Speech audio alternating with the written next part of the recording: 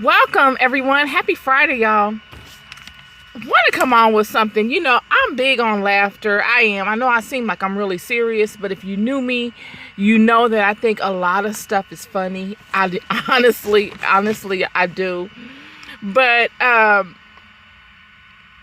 was reminded of something today. Have y'all ever seen Tales from the Hood? Have you? Look, I am not an urban movie lover. I'm not. I'm more of reality-based movies. Movies like Elizabeth, The Other Boiling Girl, sci-fi movies, even dramas that are really based in somewhat of reality. I'm not a real big,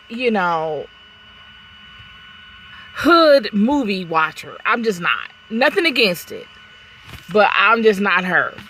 My brothers and them, they love it, but to me, it's not aspiring. It's nothing that I want to aspire to, and I always like to look at things that I want to aspire to. But if you've ever seen Tales from the Hood, you gotta know that was a really good movie. That was a very good, action-packed, psychological thriller based in stuff that goes on in the neighborhood, reality. And I was thinking of something today because, honestly, I'll just let that go. But I was thinking of something today, and it has to do with Tales from the Hood. I'm going to give you the backdrop to what Tales from the Hood was about. It's about these guys that grew up in the inner city, okay? And they've taken the wrong route. They have the motivation and the wherewithal, the strength to lead groups of people. And what they do is they lead people in the wrong direction. They lead people to unalive people, innocent people. They lead people to steal and rob and tear down their community. And the story centers around this guy named Crazy K. He's the leader of this gang. And Crazy K has done all this stuff in the neighborhood. He has unalive people. He's the leader of a gang. And in him leading these gang members, they do all kinds of wickedness. Just stuff to... Stuff... I got this bee trying to get in here. Stuff to get little nickel and dime money. Quick money. It's really not any lasting money that they're getting. They're getting, it's kind of like robbing a ice cream truck. They're trying to rob the devil, and they don't know that it's the devil. It's a funny movie, y'all. These 4 thugs from the inner city, they got this heist that they've come up with, and they're going to try to rob the devil.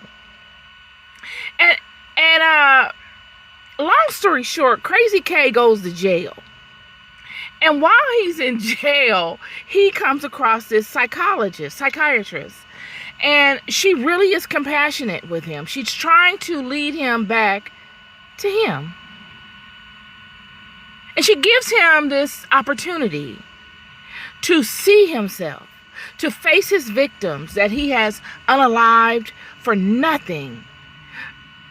Surely he's done it in his mind for money and for notoriety.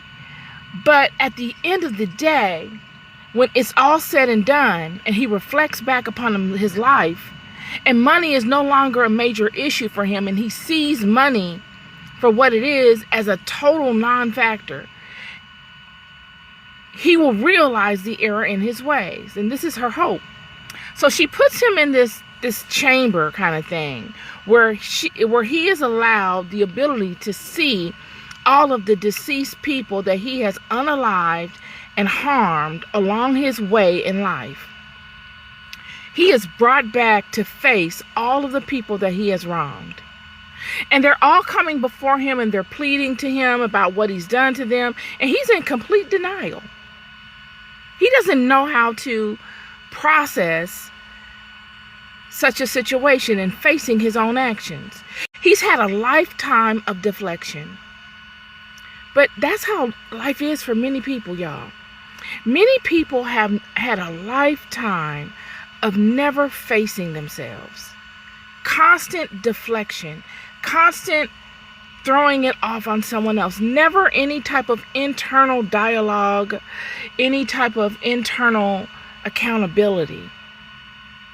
And while he's facing his victims that he's victimized, he has this tantrum. He goes off and he's berating everyone and denying his role in it.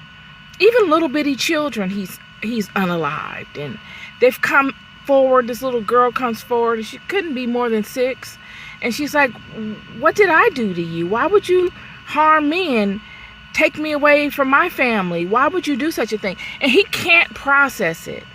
So he says, "I want to get out of here." And the psychologist comes and says, "You're free to leave. You don't have to. No one has you bound to this chair." And he jumps up and he grabs an innocent person.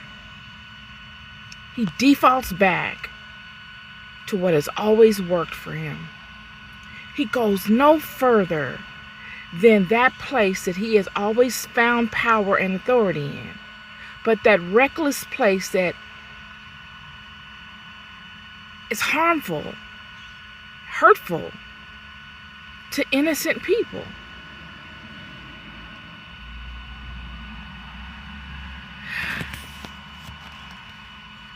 I thought of that because my conversation was going to be about it's all to see you.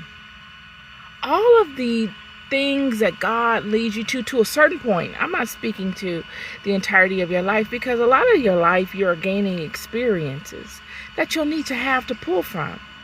But after a certain threshold in your life, all of your experiences are there for you to see yourselves.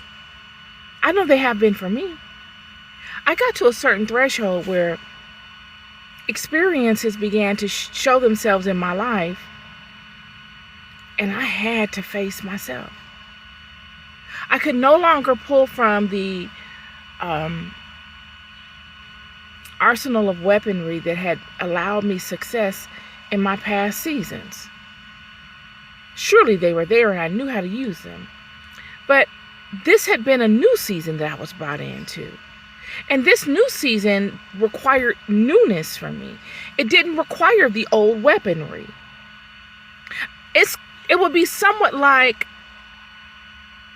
using a musket in 2027, or 6 rather. Where do you find such a weaponry? To load it and to get it going, your enemy will overtake you. They've surpassed technology of the sort. You're dealing with outdated weaponry. And that's what a lot of people are dealing with in these new seasons that have come upon us. They're trying to hold on to old, outdated things. And God is showing you that all the things that you're trying to hold on to are outdated, friend. You need to adapt to a new level of being. That season in which you were in has come and gone. Crazy K would be unalived by his brethren, his gang of people. You live by the sword, you die by the sword. They would do him in. And yet the gang of people would need to learn their lesson as well. You see, Crazy K had the opportunity to learn his lesson and to come to terms with the mistakes that he made in his life. And in doing so, he had the opportunity to reinvent himself. The woman that came to Coach K, the woman that came to Crazy K while he was incarcerated, came to him as a luxury from God. She gave him a way out of his current being, his current state of being. She gave him an opportunity to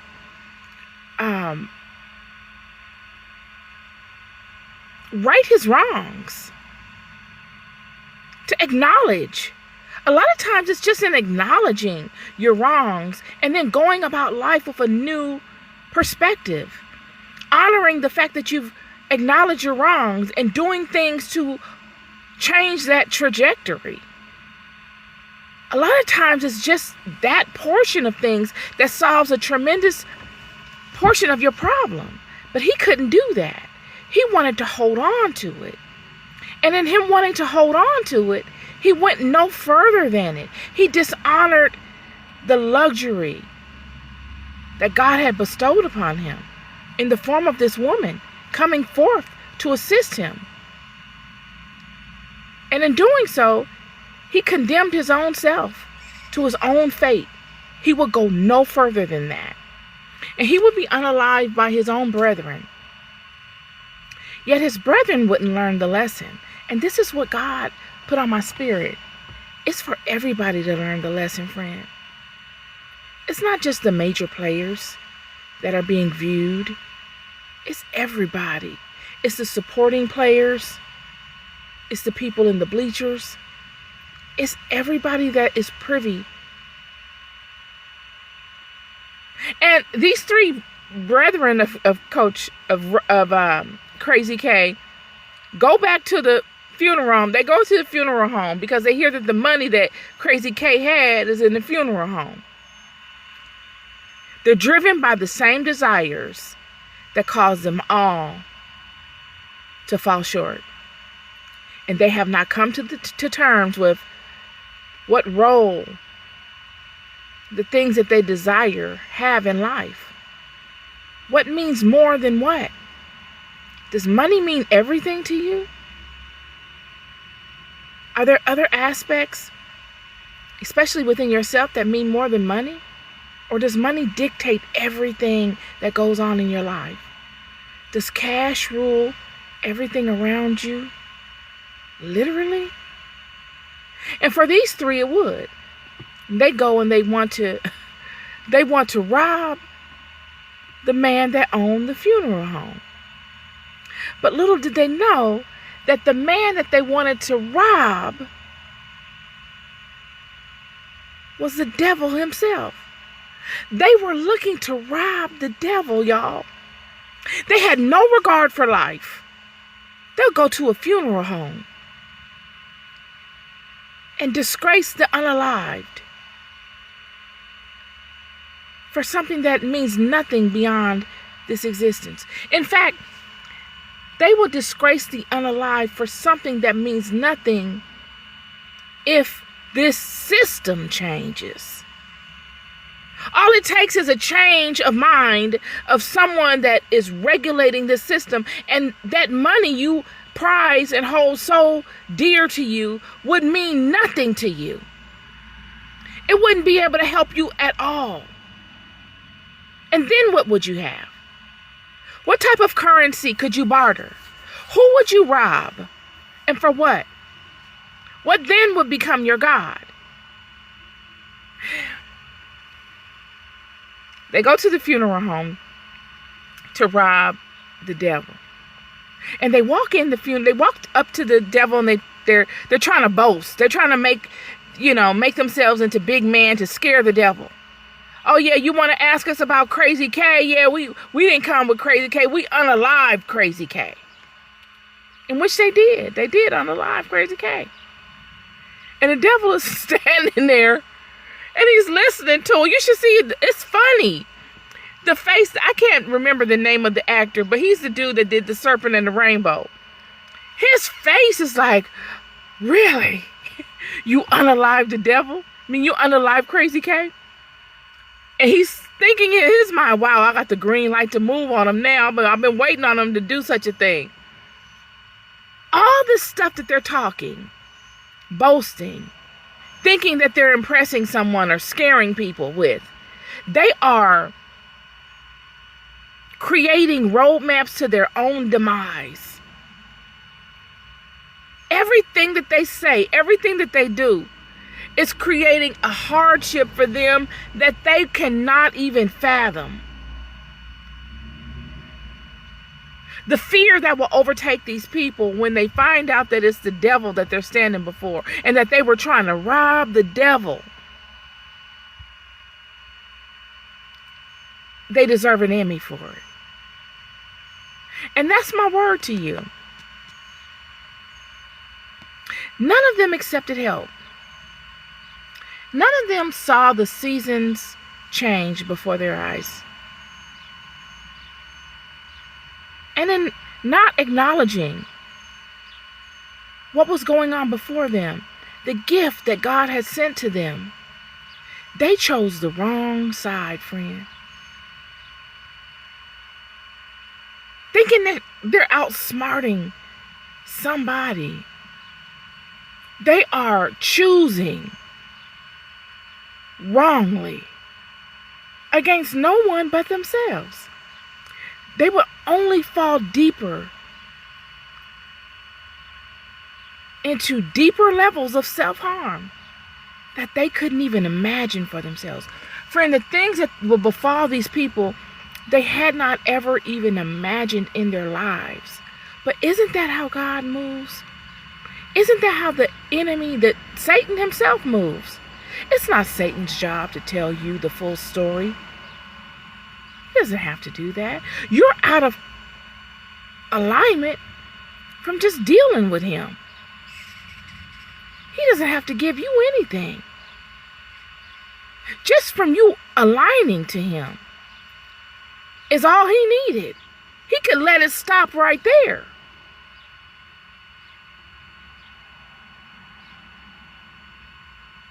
And the only person that will suffer is you. He's gotten your agreement. You're a sovereign being. You agreed to that. And when God begins to move in your life, because he knows you're ignorant.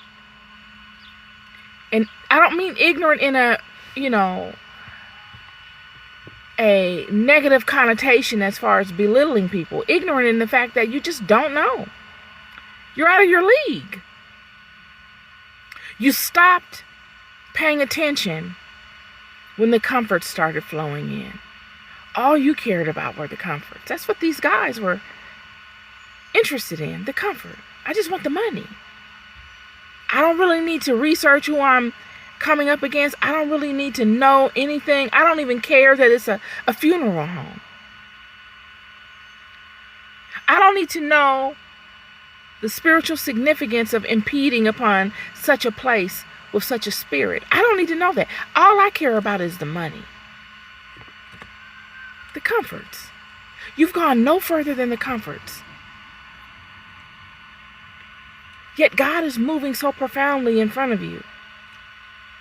Creating systems within these somewhat same systems that will allow a seat for you in a way that you never could have experienced before. But you want to hold on to this old mindset. The devil himself does not even respect these ignorant and wicked people. He just needed them. He doesn't respect you. He just needs you.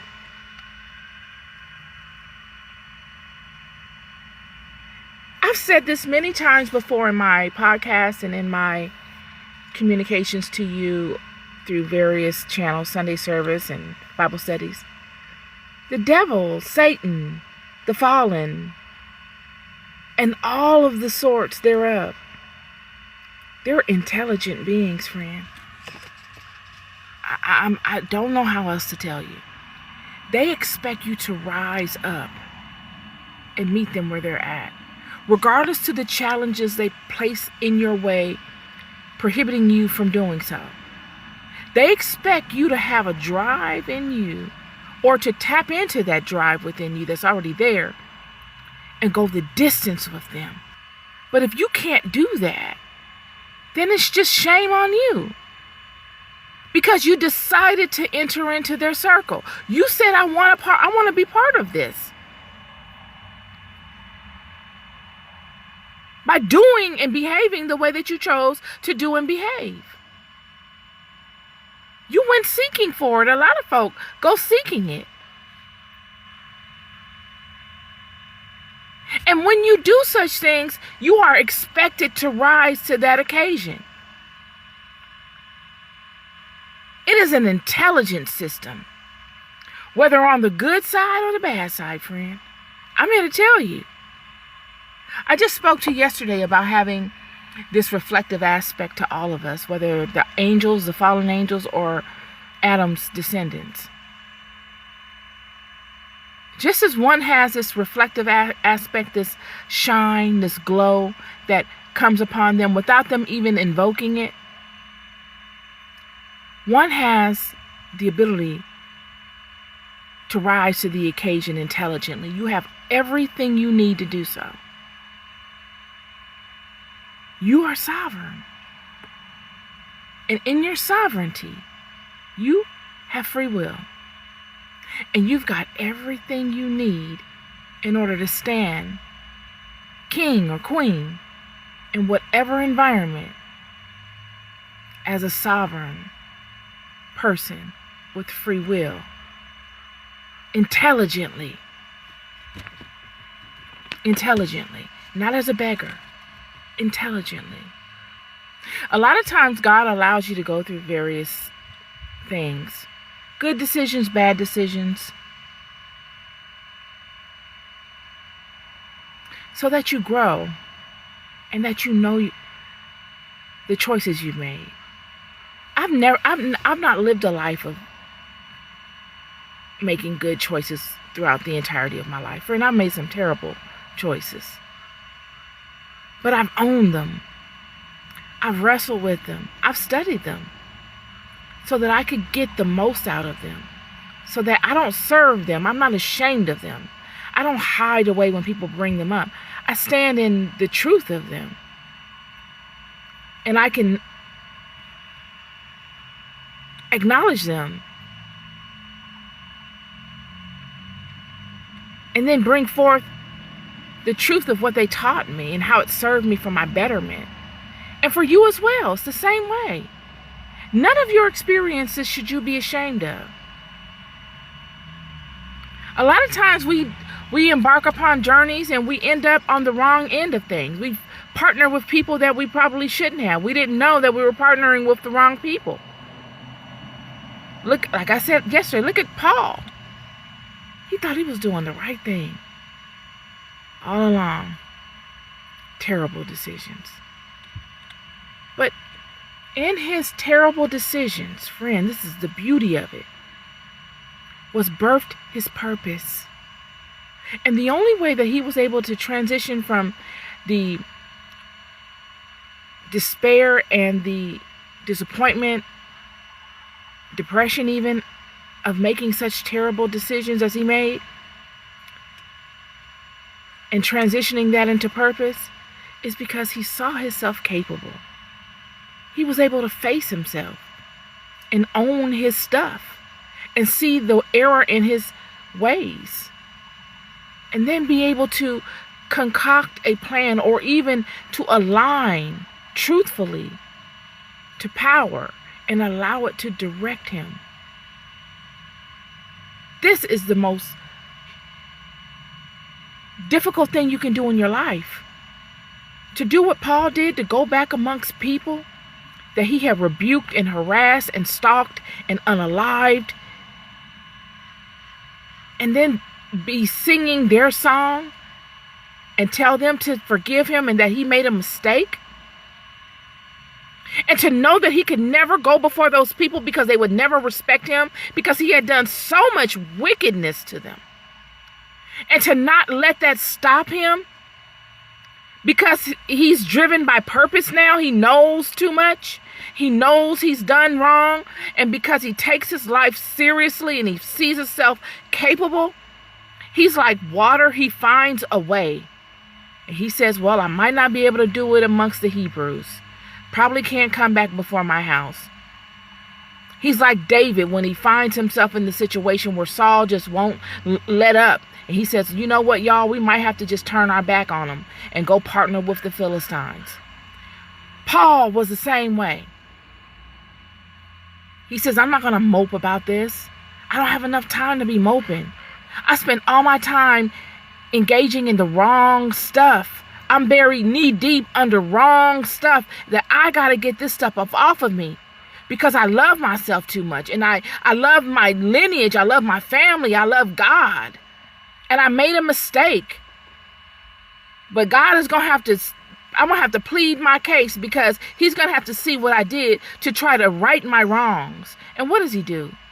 He goes amongst the Gentile nations.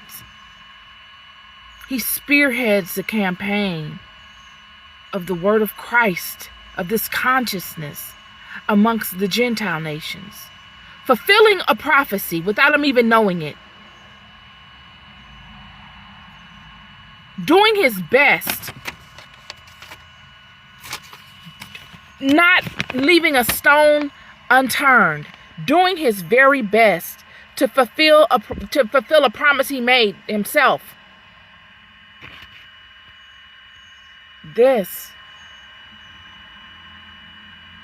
is what I mean by when you've chosen the wrong side.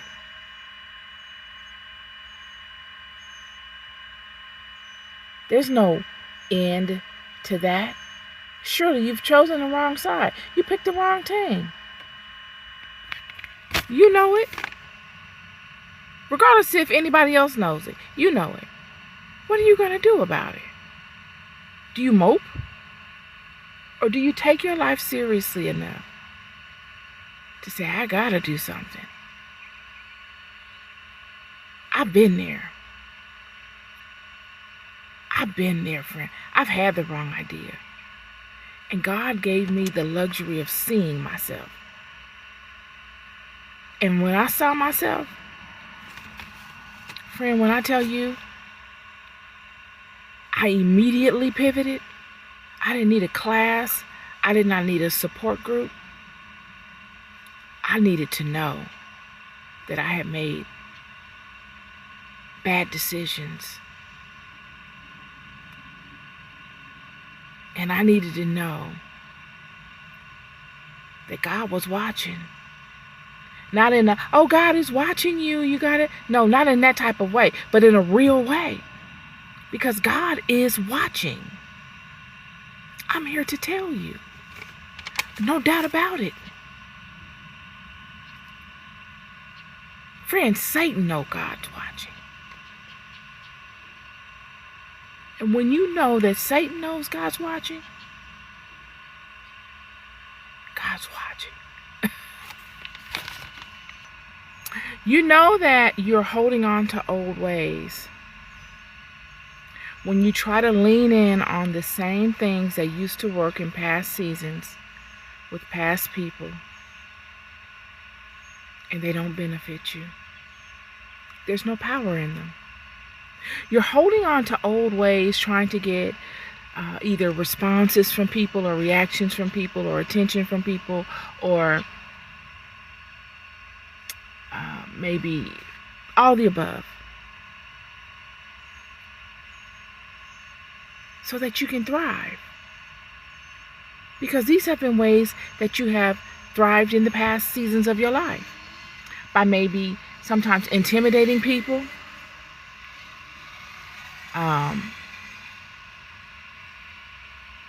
whatever, bullying, picking, antagonizing, whatever, all to get a response. It's vampiric. It's like an energy vampire. You need that energy to allow you to thrive. That needs to be the transaction. You get the energy, you get the reaction, and then you get some sort of energy, whether it's financial compensation or pure energy. But you know that the season has changed when you don't get that. What will you do without that? Will that kingdom, based upon that same process, sustain you? How can it? The season has changed, friend. God is paying attention. That is why the season has changed. What will you do? This goes back to what I say when I speak to money, and I'm not talking to money literally. I'm just using it as an example based upon the movie. But these four guys did all of this stuff to themselves by way of their interactions with people to get money. Unaliving people, harassing people, intimidating people, robbing people, all these different things for money. Not knowing that they were harming themselves. But they would get to a junction in their existence where that money would be worthless and they would be stuck with the results of their actions. The only thing that was of value was their activity. And their activity was filled with malicious behavior for a ghost. A ghost that holds no value in any system. And that is my question to those that do this same thing. They go out and they look to get reactions, just like those four guys in the movie. Whether through bullying, whether through robbing people, whether through antagonizing or whatever, strong-arming, manipulating, gossip, all of these kind of things they do for money. But what will you do when that system that you are dependent upon no longer is able to furnish you with money? How will you get money?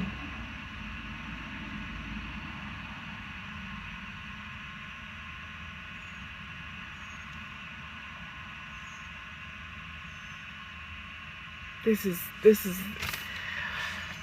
Father, show me how to speak this the way I say it. The last couple of days, my podcasts have been coming kind of choppy to me, but, it is what it is. Yet those that dance to the tune of their heart, there is never a well that runs dry for you. To you, I say I see you. Because we're all out here dancing, friend. And I'm so glad to see you dancing as well. I'm so glad to see you hit the floor and dance right along with me. It is an honor to dance along with you. In the same spirit, to have the courage to get out and strut your stuff and let your heart lead the movement of your body. Let your heart ride the rhythm and move you to the groove of the vibration that is moving all of us. It is such a refreshing thing to share the experience with you. It is. Because many will deny such a movement. They're not big enough to do it. It takes a lot. It takes a lot to do what Paul did. To deny his flesh and his ego and say, I'm going to come back amongst these people and I don't care what they say. I know they're going to call me all kind of this. They're going to call me all kind of that. I don't care, because I was born in this life by myself and I'm bouncing up out of here by myself. I've got to get what I've got to get while here. And I see what following people has done for me. It was following people that led me to this huge mistake that I've made. I was so passionate about doing wrong to this innocent man because I was following the people with the wrong spirit that may have been representing themselves as ambassadors of that which I love, but they really didn't show it in their activity. So I see what following people gets me. This time around, I'm going to follow my heart. And if anything, I can blame it on my heart and hold God accountable, because He is the creator of my heart. And if I know enough about what I'm preaching to the world, I know that if I align to my heart and I listen to it, it will never lead me wrong.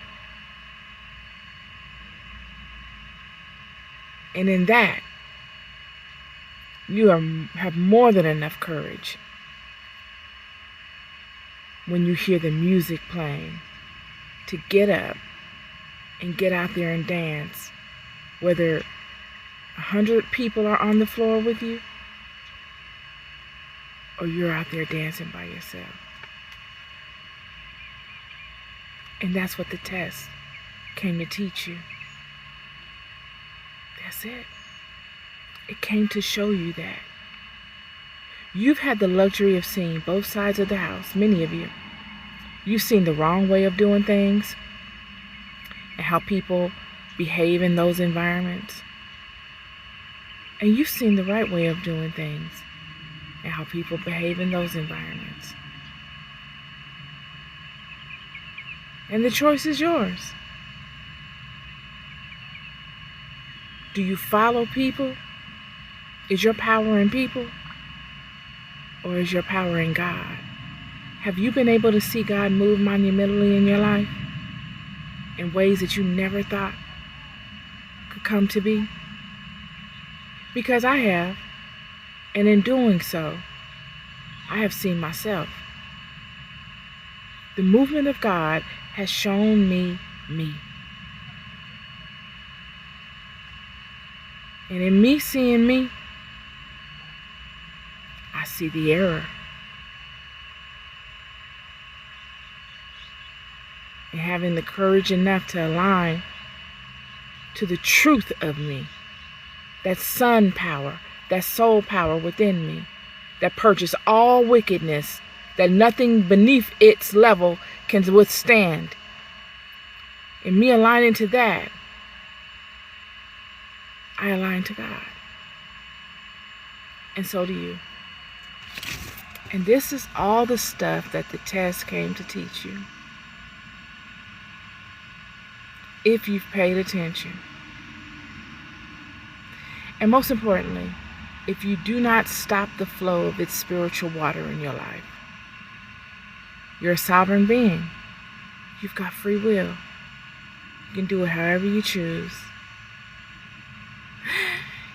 This is my word for you today. You're loved more than you'll ever know. I'll never stop telling you.